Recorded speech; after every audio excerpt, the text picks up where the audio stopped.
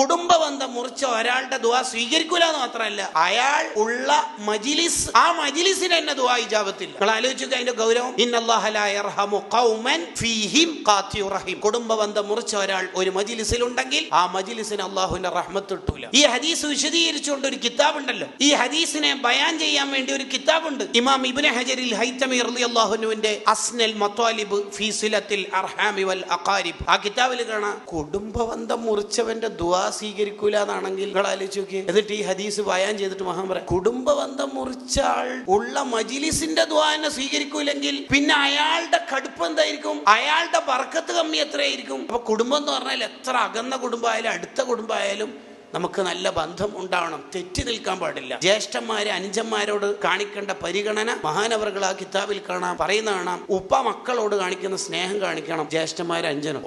പുതിയ കട തുടങ്ങുന്നു വിചാരിച്ചിട്ട് ഞാൻ സഹായിക്കണമെന്നുണ്ടാകുന്നു, അങ്ങനല്ല. ഇളയമ മൂത്തന്മാരോട് ഉമ്മാന്റെ പരിഗണന കൊടുക്കണം. അൽ ഖാലത്തു ബിമൻസിലത്തിൽ ഉമ്മി സയ്യിദുനാ റസൂലുള്ളാഹി സ്വല്ലല്ലാഹു അലൈഹി വസല്ലം. അൽ ഖാലത്തു ബിമൻസിലത്തിൽ ഉമ്മി. മൂത്തമ്മ ഇളയമ്മമാരോട് നല്ല പരിഗണന ഉണ്ടാവണം. മൂത്താപ്പമാർ ഇളയപ്പമാർ അഥവാ ഉപ്പന്റെ ജ്യേഷ്ഠൻ അനുജൻ അവരോട് ഉപ്പക്ക് കൊടുക്കുന്ന പരിഗണന കൊടുക്കണം.